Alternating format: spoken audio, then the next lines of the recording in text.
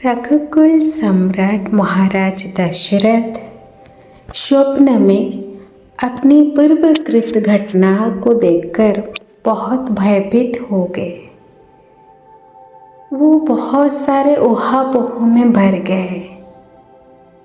फिर वह अपने गुरु वशिष्ठ जी और सभा परिषद को आमंत्रित किया। उनके सम्मुख अपने मन की व्यथा साझा की। वो चाहते थे कि अब वो राज्य कार्यभार से मुक्त हो और उनका बड़ा बेटा श्री राम युवराज बने, उनका राज्याभिषेक हो। फिर गुरु वशिष्ठ पुष्य नक्षत्र का दिन को शुभ बताया। यह खबर महाराज दशरथ अपनी प्रिय रानी कैकेयी को सर्वप्रथम देना चाहते थे। इसलिए वो रानी कैकेयी की कक्ष की तरफ जाने लगे। रानी कैकेयी की अंतरंग सखी थी, दासी थी मंथरा, जो उनके साथ उनकी मायके से आई थी। महाराज दशरथ रानी कैकेयी की कक्ष में पहुंचने से पहले मंथरा कैकेयी को कुमंत्रणा दी और रानी कैकेयी उसकी बातों में आ गई। वो जाकर कोप भवन में बैठ गई। महाराज दशरथ रानी कैकेयी को ढूंढते ढूंढते कोप भवन में पहुँचे और देखे कि वहाँ सब कुछ बिखरा हुआ था। रानी कैकेयी भी रो रही थी।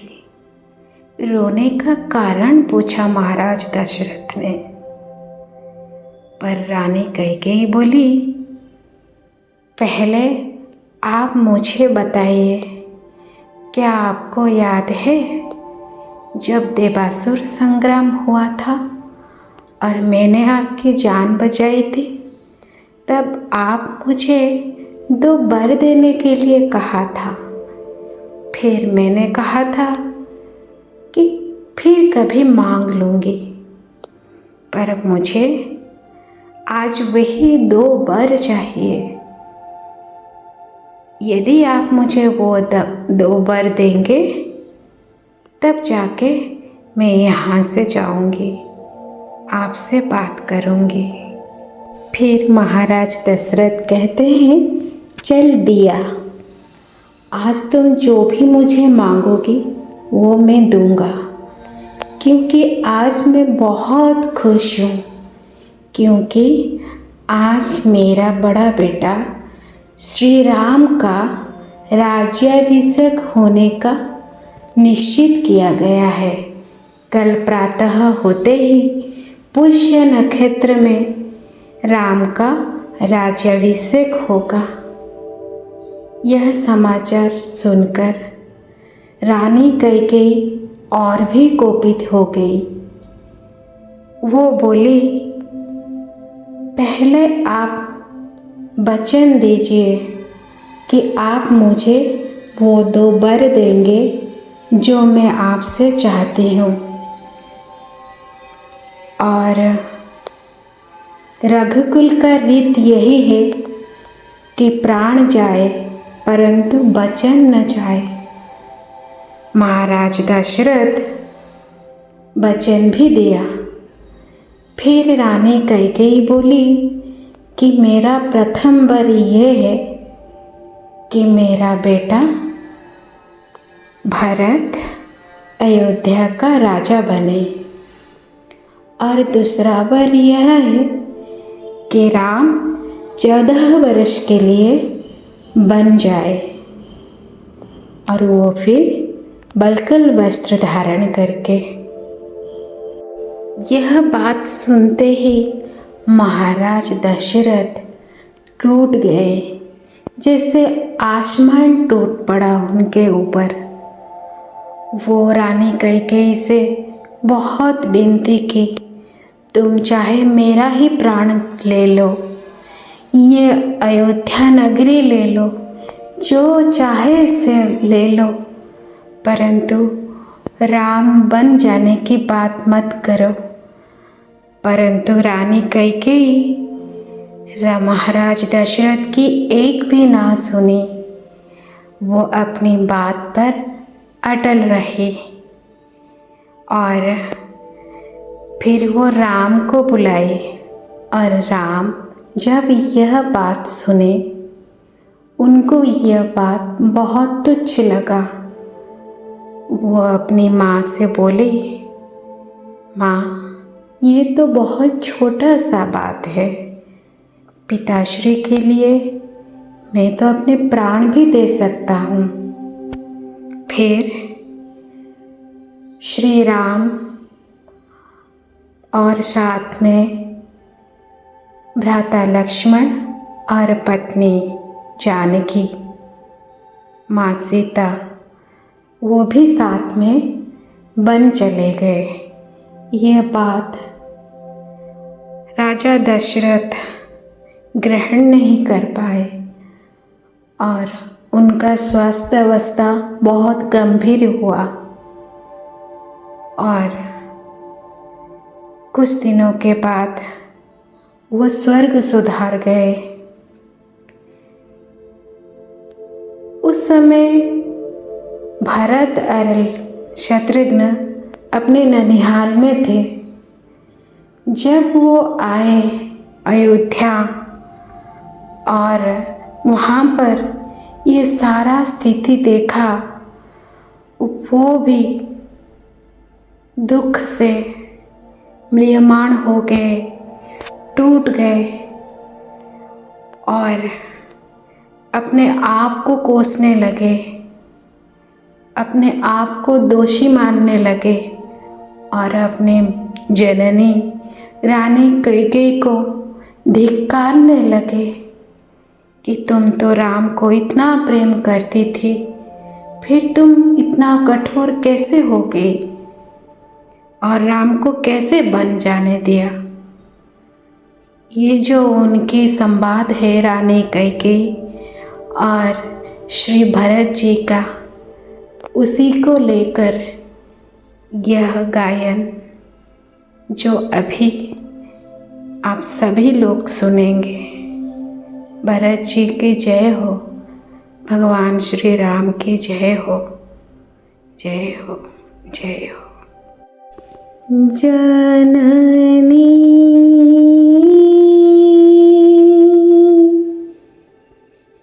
मैं ना जीऊं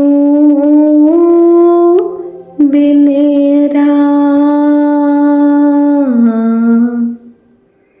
जननी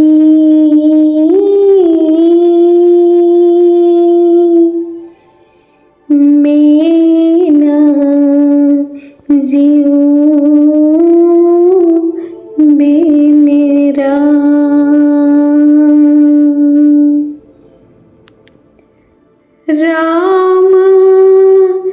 लखन सिया बन को सिधाए गमन, राम लखन सिया बन को सिधाए गमन, पीता राव गए सुरधाम,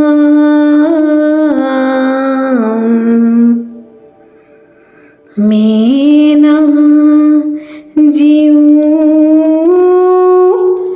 बिन राम, जननी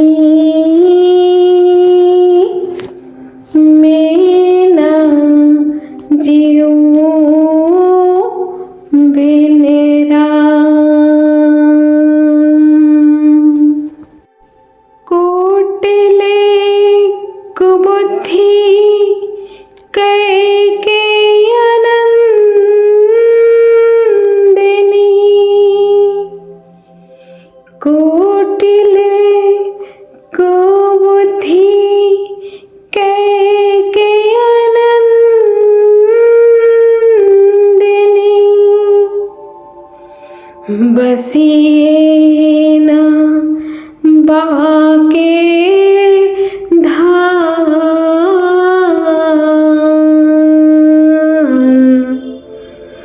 मैं न जीऊं बिन राम जननी मैं न जीऊं बिन राम। प्रातः भये हमाही बन जई। प्रातः भये हमाही बन जई।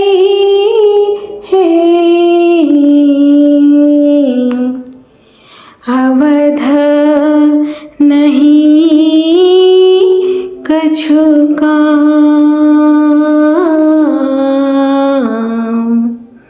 मैं न जीऊं बिन राम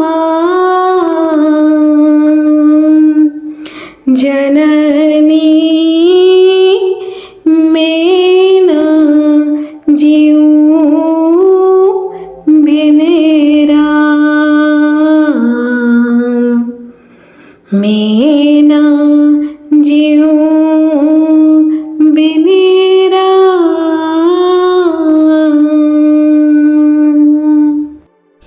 तुलसी भरत प्रेम की महिमा। तुलसी भरत प्रेम की महिमा। रटत निरंतर नाम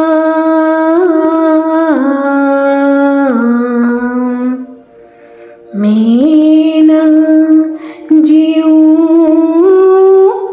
बिन राम जननी जननी मैं न जीऊं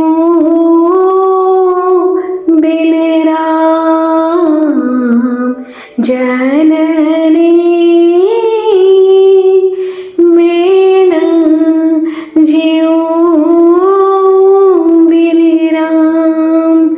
हाय रे मोर जननी मैं न जीऊं बिन राम। मैं न जीऊं बिन राम।